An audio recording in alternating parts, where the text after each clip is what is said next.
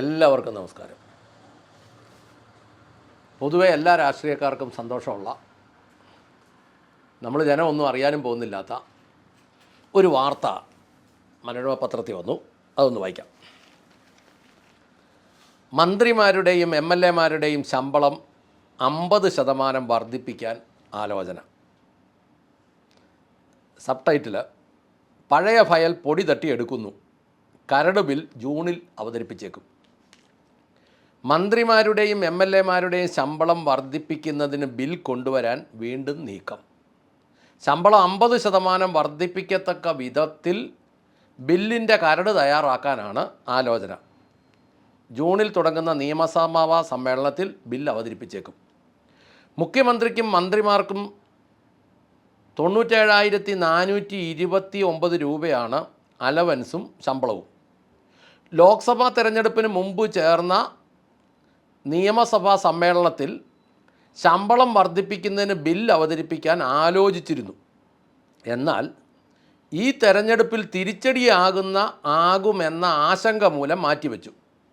അടുത്ത വർഷം അവസാനം തദ്ദേശ തിരഞ്ഞെടുപ്പ് വരുന്നതിനാൽ ശമ്പള വർധനയ്ക്ക് പറ്റിയ സമയം ഇപ്പോഴാണെന്ന ഉപദേശത്തിൻ്റെ കൂടി അടിസ്ഥാനത്തിലാണ് പഴയ ഫയൽ പൊടി തട്ടി എടുക്കുന്നത്. 2018 മന്ത്രിമാരുടെയും MLA-മാരുടെയും ശമ്പളം കൂട്ടിയത്. മന്ത്രിമാരുടെ ശമ്പളം 55,012 രൂപയിൽ നിന്ന് 97,429 രൂപയാക്കി. MLA-മാരുടെ ശമ്പളവും അലവൻസും 39,500 രൂപയിൽ നിന്ന് 70,000 രൂപയാക്കി. മന്ത്രിമാർക്ക് ശമ്പളത്തിന് പുറമെ കിലോമീറ്റർ അടിസ്ഥാനത്തിൽ പരിധിയില്ലാത്ത യാത്രാബത്ത ലഭിക്കും. മന്ത്രിമാർക്ക് വാഹനവും വസതിയും പേഴ്സണൽ സ്റ്റാഫ് അംഗങ്ങളും ഉണ്ടാവും. തിരുവനന്തപുരത്തിന് പുറത്ത് ഗവൺമെൻറ് ഗസ്റ്റ് ഹൗസുകളിൽ താമസിക്കാം. മന്ത്രിമാർക്കും നിയമസഭാ അംഗങ്ങൾക്കും വീട് നിർമ്മിക്കുന്നതിനും വാഹനം വാങ്ങുന്നതിനും പലിശരഹിത വായ്പ ലഭിക്കും. രോഗം വന്നാൽ വിദേശത്തുൾപ്പെടെ ചികിത്സിക്കുന്നതിനുള്ള ചെലവ് സർക്കാർ വഹിക്കും. ഇതിനും പരിധിയില്ല. മുൻ നിയമസഭാംഗങ്ങൾക്ക് ചികിത്സാ ചെലവിന് അർഹത ഉണ്ട്. അർഹതയുണ്ട്. കാലാവധി കഴിഞ്ഞ നിയമസഭാംഗങ്ങൾക്ക് പെൻഷനും ലഭിക്കും. മന്ത്രിമാർക്ക് ഇപ്പോൾ അവരുടെ പേഴ്സണൽ സ്റ്റാഫ് അംഗങ്ങളെക്കാൾ ശമ്പളം കുറവാണെന്ന കാര്യം സർക്കാർ ചൂണ്ടിക്കാണുന്നു. പേഴ്സണൽ സ്റ്റാഫ് അംഗങ്ങളെക്കാളും ശമ്പളം കുറവാണ്. ഇവരുടെ private secretary, special private secretary എന്നിവർക്ക് 1.45 ലക്ഷം രൂപയാണ് ശരാശരി ശമ്പളം. അഡീഷണൽ പ്രൈവറ്റ് സെക്രട്ടറിക്ക് 1.3 ലക്ഷം ശമ്പളം ലഭിക്കും. അതിൻ്റെ അടുത്ത ഹെഡിങ്ങായിട്ട് എഴുതിയേക്കുന്നു: പെൻഷൻ അതത് മാസം വാക്ക് പാലിക്കാതെ സർക്കാർ. സംസ്ഥാനത്തെ 60 ലക്ഷത്തോളം ക്ഷേമ പെൻഷൻകാർക്ക് വോട്ടെടുപ്പിന് മുമ്പ് നൽകിയ വാക്ക് സർക്കാർ മറന്നു. വോട്ടെടുപ്പ് കഴിഞ്ഞില്ലേ? ഏപ്രിൽ മുതൽ ക്ഷേമ പെൻഷൻ അതാത് മാസം നൽകുമെന്നായിരുന്നു ബജറ്റിലെ പ്രഖ്യാപനം. ഇന്നലെ ഏപ്രിൽ പിന്നിട്ടപ്പോൾ 5 മാസത്തെ പെൻഷൻ കുടിശ്ശികയായി.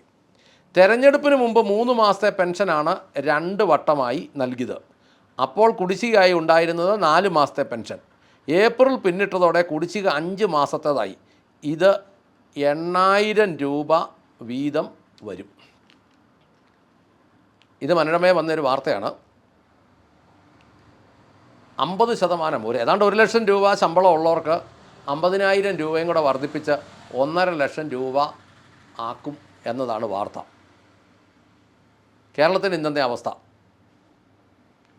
സാഹചര്യങ്ങൾ, പൊതുജനത്തിൻ്റെ അവസ്ഥകൾ എല്ലാം ഇങ്ങനെ ദയനീയമാക്കുന്ന സമയത്ത് ഭരണപ്രതിപക്ഷ വ്യത്യാസമില്ലാതെ,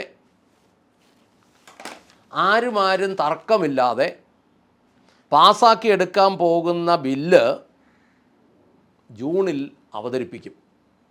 ഏപ്രിൽ കഴിഞ്ഞു, മെയ് ആയി, ജൂണിൽ അവതരിപ്പിക്കും. ഇനിയിപ്പോൾ പഞ്ചായത്ത് തിരഞ്ഞെടുപ്പിന് കണ്ടാൽ മതിയല്ലോ. പഞ്ചായത്ത് തിരഞ്ഞെടുപ്പിനിപ്പുറം ഈ സംവിധാനം ഒന്ന് റെഡിയാക്കി എടുത്തു കഴിഞ്ഞ് പിന്നെ വിവിധങ്ങളായ പ്രശ്നങ്ങൾ വരും പോകും. ജനം ഇതെല്ലാം മറന്നും പോകും സ്വാഭാവികമായിട്ട്. ഇപ്പോൾ നമ്മുടെ കേരളത്തിൽ എന്നാ സംഭവം ഉണ്ടായാലും പത്രക്കാർ 3 ദിവസം അതിൻ്റെ പുറകെ പോകും, TV-ക്കാർ 3 ദിവസം മാക്സിമം പുറകെ പോകും. അതൊരു വലിയ വിവാദ വിഷയമാണെങ്കിൽ 4-ാം ദിവസം വേറൊരു പ്രശ്നം ഉണ്ടാവും. പത്രക്കാർ അതിൻ്റെ പുറകെ പോകും, ജനം അത് മറന്നു പോകും, അവിടെ ഇവർ രക്ഷപ്പെടുകയും ചെയ്യും. അപ്പോൾ ഏതൊക്കെയാലും ഇങ്ങനെ ഒരു സംവിധാനം ഇപ്പോൾ ഉടനെ വരുന്നുണ്ട്. അതിൻ്റെ കൂട്ടത്തിൽ മനോരമക്കാരൻ ഈ പെൻഷൻ്റെ കാര്യം കൊണ്ട് എഴുതിയിട്ടുണ്ട്. എഴുതിയുകൊണ്ട് എന്ത് കാര്യം, അതങ്ങനെ കിടക്കും, എല്ലാം വരുന്നിടത്ത് വെച്ച് കാണാം എന്നുള്ള ഒരവസ്ഥയിൽ ഇതും നടക്കും എന്ന് ആശംസിച്ചുകൊണ്ട് നിർത്തുന്നു. നന്ദി, നമസ്കാരം.